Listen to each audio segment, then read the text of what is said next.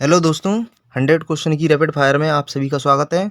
तो चलिए बिना किसी देरी के शुरुआत करते हैं क्वेश्चन नंबर 1 की। कि भारत किस महाद्वीप में स्थित है? भारत एशिया महाद्वीप में स्थित है। भारत किस महाद्वीप में स्थित है? भारत एशिया महाद्वीप में स्थित है। प्रश्न नंबर 2, प्रसिद्ध गोपीनाथ बोरदोलोई अंतर्राष्ट्रीय हवाई अड्डा कहाँ स्थित है? तो ये कहाँ स्थित है? गुवाहाटी, असम में। अंतर्राष्ट्रीय गोपीनाथ बोरदोलोई अंतर्राष्ट्रीय हवाई अड्डा गुवाहाटी, असम में स्थित है। क्वेश्चन नंबर 3, सिख धर्म का संस्थापक किस सिख गुरु को माना जाता है? उत्तर है गुरु नानक जी। सिख धर्म का संस्थापक गुरु नानक जी को माना जाता है। प्रश्न नंबर 4, टेलीविजन का आविष्कार किसने किया था? उत्तर है इसका कि टेलीविजन का आविष्कार जॉन लॉगी वेयर्ड ने किया था। अब क्वेश्चन नंबर 5, कागज का आविष्कार किस देश ने किया है? कागज का आविष्कार किस देश ने किया या किस देश में हुआ है? तो सबसे पहले ये कागज का आविष्कार हुआ है चीन में। क्वेश्चन नंबर 6, वेदों की ओर लौटो का लोकप्रिय नारा किसने दिया था? इसका उत्तर हो जाएगा दयानंद सरस्वती जी ने। वेदों की ओर लौटो का लोकप्रिय नारा दिया था दयानंद सरस्वती जी ने। क्वेश्चन नंबर 7, गोबर गैस में मुख्य रूप से क्या पाया जाता है? तो दोस्तों गोबर गैस में मुख्य रूप से मीथेन गैस पाई जाती है। और अब चलते हैं क्वेश्चन नंबर 8, कि आधुनिक ओलंपिक खेलों की शुरुआत कहाँ से हुई थी? आधुनिक ओलंपिक खेलों की शुरुआत कहाँ से हुई थी? तो इसका उत्तर है एथेंस, यूनान से। दोस्तों एथेंस, यूनान से भारतीय और आधुनिक ओलंपिक खेलों की शुरुआत हुई थी। अब चलते हैं क्वेश्चन नंबर 9 पर। हिंदी दिवस किस दिन मनाया जाता है या हिंदी दिवस कब मनाया जाता है? तो उत्तर इसका 14 सितंबर को। हिंदी दिवस 14 सितंबर को मनाया जाता है। क्वेश्चन नंबर 10, किस देश की स्थलीय सीमा सर्वाधिक देशों के साथ मिलती है? तो किसकी मिलती है? चीन की। चीन की स्थल सीमा सर्वाधिक देशों के साथ मिलती है। प्रश्न नंबर 9, अब 11 प्रश्न नंबर 11, पृथ्वी अपनी धुरी पर किस दिशा में घूमती है? इसका उत्तर है कि पृथ्वी अपनी दिशा में अपनी धुरी पर पश्चिम से पूर्व दिशा की ओर घूमती है। पश्चिम से पूर्व दिशा की ओर घूमती है। प्रश्न नंबर 12, तुलसीदास द्वारा कृत रामचरितमानस हिंदी भाषा की किस बोली में लिखा गया है या लिखी गई है? रामचरितमानस तो वो है अवधी में। अवधी में तुलसीदास द्वारा कृत है रामचरितमानस। क्वेश्चन नंबर 13 की ओर चलते हैं। क्वेश्चन नंबर 13 क्या कह रहा है कि शिव कुमार शर्मा का संबंध किस वाद्य यंत्र से है? तो इसका उत्तर हो जाएगा संतूर से। Question number 14, Modi government news search of communism पुस्तक के लेखक कौन है? तो इसके हैं Sitaram Yechury. Modi government new search of communism पुस्तक के लेखक कौन है? सीताराम येचुरी। 15 नंबर क्वेश्चन के कोणार्क नृत्य उत्सव भारत के किस राज्य में मनाया जाता है? कोणार्क नृत्य उत्सव भारत के उड़ीसा राज्य में मनाया जाता है। क्वेश्चन नंबर 16, यामिनी कृष्णमूर्ति किस शास्त्रीय नृत्य से के लिए प्रसिद्ध है? तो ये भरतनाट्यम और कुचिपुड़ी। यामिनी कृष्णमूर्ति जी किस शास्त्रीय नृत्य के लिए प्रसिद्ध है? भरतनाट्यम और कुचिपुड़ी। अब question number 17, waiting for A visa किस व्यक्ति की आत्मकथा है? तो ये है भीमराव अंबेडकर जी की। क्वेश्चन नंबर 18, श्री ब्रह्मपुरीश्वर मंदिर भारत के किस राज्य में स्थित है? उत्तर तमिलनाडु। प्रश्न नंबर 19, किस बंदरगाह को डायमंड हार्बर के नाम से जाना जाता है? दोस्तों डायमंड हार्बर के नाम से किसे जाना जाता है? कोलकाता को। डायमंड हार्बर के नाम से कोलकाता को। चिट्टी बाबू किस वाद्य यंत्र के से संबंधित थे? चिट्टी बाबू किस वाद्य यंत्र से संबंधित थे? तो ये थे वीणा से। किससे? वीणा से। अब क्वेश्चन नंबर 21, अन्ना करेनिना के लेखक कौन है? अन्ना करेनिना के लेखक कौन है? तो इसका उत्तर हो जाएगा लियो टॉल्स्टॉय। लियो टॉल्स्टॉय अन्ना करेनिना के लेखक हैं। क्वेश्चन नंबर 22, कि हॉर्नबिल उत्सव किस राज्य से संबंधित है? यह नागालैंड से संबंधित। प्रश्न नंबर 23, ग्रैमी पुरस्कार जीतने वाली पहली भारतीय महिला कौन थी? तो ये थी तन्वी साहू। तन्वी साहू ग्रैमी पुरस्कार जीतने वाली पहली भारतीय महिला थी। क्वेश्चन नंबर 24, बीदर किला भारत के किस राज्य में स्थित है? बीदर किला भारत के कर्नाटक राज्य में स्थित है। बीदर किला किस राज्य में स्थित है? कर्नाटक राज्य में स्थित है। अब चलते हैं क्वेश्चन नंबर 25 की तरफ। पंडित रामनारायण किस वाद्य यंत्र से संबंधित है या किस वाद्य यंत्र से जुड़े हुए हैं? तो ये है सारंगी से। पंडित रामनारायण सारंगी से जुड़े हुए हैं। और क्वेश्चन नंबर 26 है कि अंतर्राष्ट्रीय रेत कला उत्सव आमतौर पर किस राज्य में मनाया जाता है? तो ये मनाया जाता है उड़ीसा में। कहाँ पर? उड़ीसा में, ठीक है। और क्वेश्चन नंबर 27 है wings of Fire. Wings of fire किस भारतीय वैज्ञानिक की आत्मकथा है? विंग्स ऑफ फायर है एपीजे अब्दुल कलाम जी की। अभी थोड़ी देर पहले क्वेश्चन में बात हुई कि एपीजे अब्दुल कलाम की Wings of Fire, Wings of Fire APJ Abdul Kalam की आत्मकथा है। क्वेश्चन नंबर 28 असम का अम्बुबाची त्यौहार हर साल किस महीने में मनाया जाता है? तो दोस्तों अम्बुबाची का जो त्यौहार है वो हर साल असम में मनाया जाता है। और किस महीने में? जून के महीने में। अम्बुबाची का त्यौहार हर साल जून के महीने में मनाया जाता है। अब चलते हैं क्वेश्चन नंबर 29 की तरफ कि वंदे मातरम के लेखक कौन है? वंदे मातरम जो हमारा राष्ट्रीय गान है उसके लेखक कौन है या किसने लिखा है इसे? तो बंकिम चंद्र चटर्जी ने। और क्वेश्चन नंबर 30 है कि फीफा के अनुसार गोल पोस्ट की ऊंचाई कितनी होती है? दोस्तों फीफा के अनुसार गोल पोस्ट की ऊंचाई होती है 8 फुट। और question number 31 the legend of Lakshmi Prasad पुस्तक किसने लिखी है? तो ये लिखी है ट्विंकल खन्ना ने। The legend of Lakshmi Prasad पुस्तक किसने लिखी है? ट्विंकल खन्ना ने। Question number 32 T H Vinayak Ram का संबंध किस वाद्य यंत्र से है? टी एच विनायक राम का घटम वाद्य यंत्र से। किससे? घटम वाद्य यंत्र से। टी एच विनायक राम का संबंध किससे है? घटम वाद्य यंत्र से। क्वेश्चन नंबर 33 करेज ऑफ कॉन्विंसन या courage of conviction and autobiography किस व्यक्ति की आत्मकथा है? तो दोस्तों ये है वीके सिंह की। वीके सिंह की आत्मकथा है courage of conviction and autobiography. Question number 34 Salhes त्योहार किस राज्य में मनाया जाता है? तो सलहेस त्योहार मनाया जाता है बिहार में। कहाँ मनाया जाता है? बिहार में।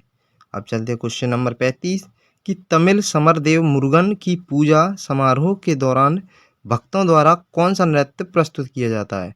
दोस्तों तमिल समरदेव मुरुगन की जो पूजा करते हैं तो उस समारोह के दौरान भक्त जो नृत्य करते हैं उस नृत्य को क्या कहते हैं? तो दोस्तों उसको कहते हैं कावड़ियाट्टम। जो कावड़ियाट्टम है वो नृत्य का नाम है, ठीक है। क्वेश्चन नंबर 36 भारत का राष्ट्रीय खेल दिवस किस दिन मनाया जाता है? दोस्तों ये मनाया जाता है आपका 29 अगस्त को। भारत का राष्ट्रीय खेल दिवस किस दिन मनाया जाता है? 29 अगस्त को। और क्वेश्चन नंबर 37 लाहो किस राज्य का लोक नृत्य है? तो लाहो है मेघालय का। लाहो किस राज्य का लोक नृत्य है? मेघालय का। क्वेश्चन नंबर 38 भगवान बुद्ध को ज्ञान की प्राप्ति कहाँ हुई थी? बोध गया में, ठीक है। भगवान बुद्ध गौतम बुद्ध जी को ज्ञान की प्राप्ति कहाँ हुई थी? बोध गया में। और क्वेश्चन नंबर 39 आर्य समाज की स्थापना किसने की थी? आर्य समाज की स्थापना की थी स्वामी दयानंद सरस्वती जी ने, ठीक है। क्वेश्चन नंबर 40 पंजाबी भाषा की लिपि कौन सी है? तो पंजाबी भाषा की लिपि है गुरुमुखी। पंजाबी भाषा की लिपि कौन सी है? गुरुमुखी। क्वेश्चन नंबर 41 भारत की मुख्य भूमि का दक्षिणतम किनारा कौन सा है? किसका? मुख्य भूमि का। मुख्य ये इम्पोर्टेंट पॉइंट होता है कि ये कौन सा किनारा पूछ रहा है, मुख्य भूमि का या दक्षिणतम बिंदु लास्ट वाला। तो मुख्य भूमि का पूछे तो दोस्तों कन्याकुमारी, और अगर ये दक्षिणतम किनारा पूछे तो कौन हो जाएगा? इंदिरा पॉइंट, ठीक है, Indira point. Question number 42 Bharat में सबसे पहले सूर्य किस राज्य में निकलता है? तो सबसे पूर्व में कौन सा राज्य है? अरुणाचल प्रदेश, ठीक है। तो सबसे पहले सूर्य कहाँ निकलेगा? अरुणाचल प्रदेश में। इंसुलिन का प्रयोग किस बीमारी के उपचार में होता है? तो ये होता है मधुमेह के में। मधुमेह यानी मधुमेह में इंसुलिन का प्रयोग होता है। इंसुलिन की कमी के कारण ही मधुमेह बीमारी होती है, ठीक है। अब चलते हैं अगले क्वेश्चन की तरफ। बिहू, ये बिहू किस राज्य में प्रसिद्ध है? तो बिहू किस राज्य में? असम में, ठीक है। क्वेश्चन नंबर 45 कौन सा विटामिन आंवले में प्रचुर मात्रा में मिलता है? तो ये है विटामिन सी। विटामिन सी आंवले में प्रचुर मात्रा में होता है। क्वेश्चन नंबर 46 भारत का प्रथम गवर्नर जनरल कौन था? तो वो थे विलियम बेंटिक। भारत के प्रथम गवर्नर जनरल कौन थे? William Bentinck. कागज का आविष्कार किस देश में हुआ? तो ये हुआ चीन में। कागज का आविष्कार चीन में हुआ। क्वेश्चन नंबर 48 गौतम बुद्ध का बचपन का नाम क्या था? सिद्धार्थ। क्या नाम था? सिद्धार्थ। गौतम बुद्ध का बचपन का नाम सिद्धार्थ। 49वां क्या है? भारत में सशस्त्र बलों का सर्वोच्च सेनापति कौन होता है?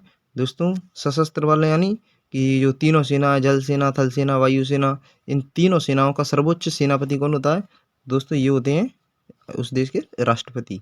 जैसे अपने राष्ट्रपति तीनों सशस्त्र सेनाओं के सर्वोच्च सेनापति होते हैं। क्वेश्चन नंबर 50, रतौंधी किस विटामिन की कमी से होती है?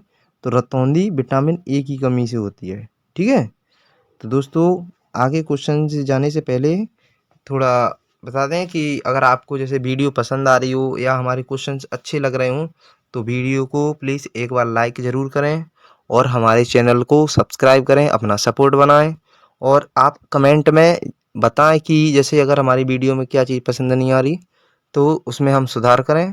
और वीडियो को सब्सक्राइब करके वीडियो को शेयर ज़रूर करें और इसमें अपने कमेंट बताएं कि वीडियो में और क्या सुधार करना है और किस टॉपिक के बारे में और वीडियो हम लाएं।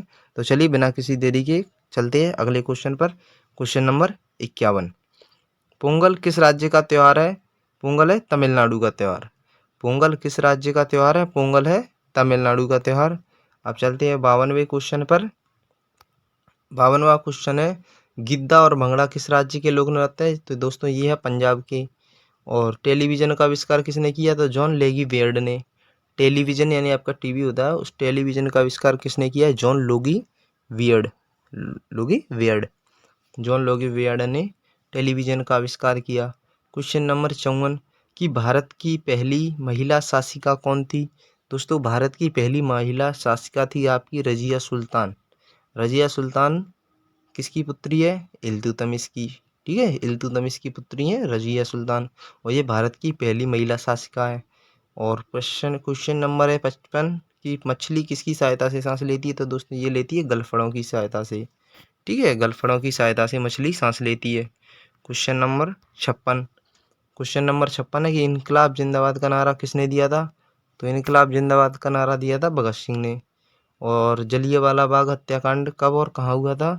तो 1919 और अमृतसर में। अगर डेट भी पूछे तो 13 अप्रैल 1919। अप्रैल है कि मार्च है, थोड़ा इसमें कन्फ्यूजन है, डेट जरूर 13 तारीख है। तो ये आप थोड़ा देख लेना कि 1919 में अमृतसर में। क्वेश्चन नंबर 58, 1939 में कांग्रेस छोड़ने के बाद सुभाष चंद्र बोस ने किस दल की स्थापना की थी? तो 1939 में सुभाष चंद्र बोस ने कांग्रेस को छोड़ने के बाद फॉरवर्ड ब्लॉक की स्थापना की थी। और क्वेश्चन नंबर 59, पंजाब केसरी के नाम से किसे जाना जाता है? तो दोस्तों पंजाब केसरी के नाम से लाला लाजपत राय जी को जाना जाता है। और चलते क्वेश्चन नंबर 60 की तरफ। क्वेश्चन नंबर 60 है कि सैंडर्स की हत्या किसने की थी? तो किसने की थी? भगत सिंह ने। ठीक है, भगत सिंह ने सैंडर्स की हत्या की थी। क्वेश्चन नंबर 61, 1857 ईस्वी के विद्रोह में किसने अपना बलिदान सबसे पहले दिया था? तो 1857 ईस्वी के विद्रोह में सबसे पहले मंगल पांडे ने अपना बलिदान दिया था। क्वेश्चन नंबर 62, भारत की पहली महिला राज्यपाल कौन बनी थी? कौन थी भारत की पहली महिला राज्यपाल? तो वो थी सरोजनी नायडू। ठीक है, Sarojini Naidu. Question number 63, mount Everest पर 2 बार चढ़ने वाली पहली महिला कौन है? वो है संतोष यादव। माउंट एवरेस्ट पर 2 बार चढ़ने वाली पहली महिला कौन थी? संतोष यादव। ठीक है। क्वेश्चन नंबर 64, ब्रह्म समाज की स्थापना किसके द्वारा की गई? ब्रह्म समाज की स्थापना राजा राम मोहन राय के द्वारा की गई। और क्वेश्चन नंबर 65, स्वामी दयानंद सरस्वती का मूल नाम क्या था? स्वामी दयानंद सरस्वती का मूल नाम मूल शंकर है। क्या है? मूल शंकर। और वेदों की ओर लौटो का नारा किसने दिया था? दयानंद सरस्वती जी ने। वेदों की ओर लौटो का नारा दिया था दयानंद सरस्वती जी ने। क्वेश्चन नंबर 67, रामकृष्ण मिशन की स्थापना किसने की? तो रामकृष्ण मिशन की स्थापना की स्वामी विवेकानंद जी ने। ठीक है, किसने? स्वामी विवेकानंद जी ने। Question number 68, Vasco da Gama Bharat कब आए? तो वास्को डिगामा भारत कब आए? 1498 में। वास्को डिगामा भारत कब आया? 1498 में। 1498 ईस्वी में। 69वां, वास्को डिगामा कहाँ का रहने वाला था? तो दोस्तों ये था पुर्तगाल का। क्वेश्चन नंबर 70, हवा महल कहाँ है? तो ये जयपुर राजस्थान में। 71वें नंबर का, हिमाचल प्रदेश राज्य का स्थापना कब मनाया जाता है? स्थापना वर्ष कब मनाया जाता है? या स्थापना दिन 25 जनवरी 1971 को। 25 जनवरी 1971 को हिमाचल प्रदेश राज्य का स्थापना की गई थी। क्वेश्चन नंबर 72 पे चलते हैं। क्वेश्चन नंबर 72 में क्या है कि पौधों को सबसे अधिक जल किस प्रकार की मृदा से प्राप्त होता है? तो दोस्तों पौधों को सबसे अधिक जल चिकनी मिट्टी से प्राप्त होता है। मृदा यानी मिट्टी, चिकनी मिट्टी से प्राप्त होता है। झीलों की नगरी किस शहर को कहा जाता है? तो झीलों की नगरी कहा जाता है उदयपुर को। उदयपुर राजस्थान में है। झीलों की नगरी किस शहर को कहा जाता है? उदयपुर को। विश्व मानवाधिकार दिवस किस दिन मनाया जाता है? 10 दिसंबर को। विश्व मानवाधिकार दिवस 10 दिसंबर को मनाया जाता है। Question number 75। विश्व की पहली रोबोट कौन थी जिसे किसी देश ने नागरिकता हासिल हुई है? वो है सोफिया। सोफिया पहली रोबोट थी जिसे देश की नागरिकता हासिल हुई थी। अब क्वेश्चन नंबर 76। क्वेश्चन नंबर 76 है कि महात्मा गांधी ने भारत में अपना पहला जन भाषण कहाँ दिया था? तो महात्मा गांधी जी ने भारत में अपना पहला जन भाषण दिया था वाराणसी में। कहाँ? वाराणसी में। Question number 77। डीआरडीओ द्वारा विकसित एक मल्टी बैरल रॉकेट सिस्टम का नाम क्या है? तो इसका नाम क्या है? पिनाका। डीआरडीओ द्वारा विकसित एक मल्टी बैरल रॉकेट सिस्टम है। क्या है? मल्टी बैरल रॉकेट सिस्टम, जिसका नाम है पिनाका। डीआरडीओ द्वारा विकसित एक मल्टी बैरल रॉकेट सिस्टम का नाम क्या है? पिनाका। Question number 78। मानव विकास सूचकांक किसने विकसित किया था? मानव विकास सूचकांक किसने विकसित किया था? तो महबूब उल हक ने। महबूब उल हक ने मानव विकास सूचकांक विकसित किया था। प्रश्न नंबर 79। 1905 से पहले ब्रिटिश भारत का सबसे बड़ा प्रांत कौन सा था? 1905 से पहले ब्रिटिश भारत का सबसे बड़ा प्रांत कौन सा था? तो इसका उत्तर है बंगाल। बंगाल 1905 से पहले ब्रिटिश भारत का सबसे बड़ा प्रांत हुआ करता था। अब क्वेश्चन नंबर 80 की तरफ चलते हैं। क्वेश्चन नंबर 80 क्या कह रहा है कि भारतीय भूवैज्ञानिक सर्वेक्षण यानी कि geological survey of India, geological survey of India का मुख्यालय कहाँ है? तो कहाँ पर है भारतीय भूवैज्ञानिक सर्वेक्षण का मुख्यालय? कोलकाता। प्रश्न नंबर 81। सिख धर्म का संस्थापक किस सिख गुरु को कहा जाता है? तो वो है गुरु नानक जी। कौन है? गुरु नानक जी। और सिखों का प्रमुख त्यौहार कौन सा है? तो वो है बैसाखी। तो सिखों को जो प्रमुख त्यौहार है वो कौन सा मनाया जाता है उनके द्वारा? वैसाखी। यूएफओ का फुल फॉर्म क्या है? Unidentified flying object. यूएफओ का अनआइडेंटिफाइड फ्लाइंग ऑब्जेक्ट क्या है? Unidentified flying object. Question number 84। Bharat में स्टॉक मार्केट के विनियमन भारत में स्टॉक मार्केट के विनियमन के लिए कौन सी केंद्रीय एजेंसी जिम्मेदार है? तो यह भारतीय प्रतिभूति और विनिमय बोर्ड यानी कि सेबी। सेबी इसके लिए जिम्मेदार है। चौरी चौरा घटना किस दिन घटी थी? चौरी चौरा घटना किस दिन घटी थी? तो इसका उत्तर है 5 फरवरी 1922 को। Question number 86। British governor general कौन थे जिन्होंने भारत में रेलवे का शुभारंभ किया? तो वो थे लॉर्ड डलहौजी। और क्वेश्चन नंबर 87। भारत में स्थित जवाहरलाल नेहरू बंदरगाह कहाँ स्थित है? तो भारत में स्थित जवाहरलाल नेहरू बंदरगाह मुंबई महाराष्ट्र में स्थित है। कहाँ है? मुंबई महाराष्ट्र में। और चलते हैं क्वेश्चन नंबर 88 की तरफ। भारत में केंद्र शासित प्रदेश की संख्या कितनी है? तो 8 केंद्र शासित प्रदेश हैं। और राज्य कितने हैं? आपके 28 राज्य हैं। ठीक है, 28 राज्य और 8 केंद्र शासित प्रदेश हैं। और अगला क्वेश्चन है कि 89 है। छत्तीसगढ़ राज्य का स्थापना किस वर्ष हुई थी? छत्तीसगढ़ राज्य की स्थापना किस वर्ष हुई थी? छत्तीसगढ़ राज्य की स्थापना हुई थी 1 नवंबर 2000। मध्य प्रदेश से गठन हुआ था इसका 1 नवंबर 2000 को। 1 नवंबर 2000 को। ठीक है, 1 नवंबर 2000 को। और अगला क्वेश्चन है कि भारत में स्थित कांडला बंदरगाह किस राज्य में स्थित है? गुजरात में। दोस्तों ये अभी यूपी पुलिस का पेपर रद्द हो चुका है ना, उसी में ये पूछा गया था। 17 तारीख के पेपर में ये पूछा गया था फर्स्ट शिफ्ट में कि कांडला बंदरगाह किस राज्य में स्थित है? तो ये गुजरात में। ठीक है। प्रश्न नंबर 91 कि बाबा साहेब अम्बेडकर अंतर्राष्ट्रीय हवाई अड्डा कहाँ स्थित है? तो ये है नागपुर महाराष्ट्र में। बाबा साहेब अम्बेडकर अंतर्राष्ट्रीय हवाई अड्डा कहाँ स्थित है? नागपुर महाराष्ट्र में। ठीक है। आप कौन सा? भारत में प्रोजेक्ट टाइगर की शुरुआत कब की गई? भारत में प्रोजेक्ट टाइगर की शुरुआत की गई थी 7 अप्रैल 1973 को। 7 अप्रैल 1973 को। प्रश्न नंबर 93 विश्व की सबसे ऊंची पर्वत चोटी कौन सी है? तो दोस्तों विश्व की सबसे ऊंची चोटी है माउंट एवरेस्ट पर्वत। ठीक है, कौन सी? माउंट एवरेस्ट पर्वत। प्रश्न नंबर 94। डाक वितरण में तीव्रता लाने हेतु भारत में पिन कोड प्रणाली, जो हर जिले का और हर सिटी का पिन कोड होता है ना, पिन कोड कौन सा है, तो उस पिन कोड की शुरुआत कब से हुई थी? तो वो हुई थी 15 अगस्त 1972 से। कब हुई थी? 15 अगस्त 1972 से भारत में पिन कोड प्रणाली की शुरुआत हुई। Question number 95। अल्पना भारत के किस राज्य की प्रमुख लोक कला शैली है? ये है अल्पना। अल्पना भारत के किस राज्य की प्रमुख लोक कला शैली है? तो ये है पश्चिम बंगाल की। अल्पना पश्चिम बंगाल की लोक कला शैली है। अब चलते हैं, आखिरी क्वेश्चन है ये 95 डबल बार हुए 95 क्वेश्चन एक और, कि लौह पुरुष किस महापुरुष को कहा जाता है? तो सरदार पटेल जी, सरदार वल्लभ भाई पटेल। ठीक है। और नेताजी किस महापुरुष को कहा जाता है? नेताजी सुभाष चंद्र बोस को। नेताजी किसे कहते हैं? सुभाष चंद्र बोस को। लौह पुरुष किसे कहते हैं? सरदार वल्लभ भाई पटेल को। दिल्ली स्थित लाल बहादुर शास्त्री की समाधि का क्या नाम है? तो ये है विजय घाट। दिल्ली में लाल बहादुर शास्त्री की समाधि को क्या कहा जाता है? विजय घाट। महाभारत के रचयिता कौन है? महर्षि वेद व्यास। दोस्तों, महाभारत के रचयिता कौन है? महर्षि वेद व्यास। ठीक है। और अब चलते हैं, क्वेश्चंस आखिरी बचे हैं अब और इसमें आपकी स्टैटिक जीके का मतलब बताया कि क्या होता है, स्टैटिक जी से कैसे क्वेश्चन आते हैं, तो उसको जरूर सुन लेना एक बार। Question number 99। अर्थशास्त्र नामक पुस्तक किसने लिखी है? तो ये है चाणक्य कौटिल्य। चाणक्य ने या कौटिल्य ने, या फिर इनका एक नाम और है विष्णुगुप्त। क्या है? विष्णुगुप्त। ठीक है, विष्णुगुप्त ने। और अगला क्वेश्चन है, जय जवान जय किसान का नारा किसने दिया? तो किसने? लाल बहादुर शास्त्री ने।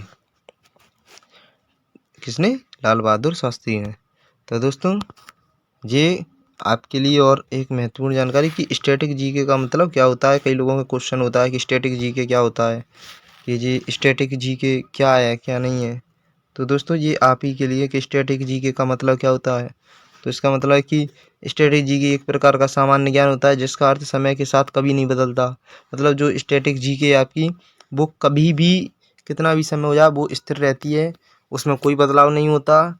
वो ज़्यादातर के उसमें कोई डेट का कन्फ्यूजन नहीं, कुछ परसेंट नहीं, वो करंट वगैरह की चीज़ें उसे उसमें बदलाव आता है, लेकिन स्टैटिक जीके में कोई बदलाव नहीं होता।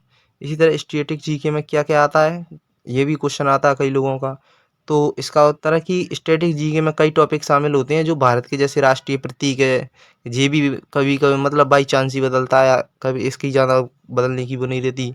प्रमुख किताबें हैं, उनके लेखक हैं, ये भी कभी नहीं बदलते, ये भी स्थिर ही रहते हैं। प्रमुख दिवस हैं, तारीखें, भारत के राज्य हैं, उनकी राजधानियाँ हैं।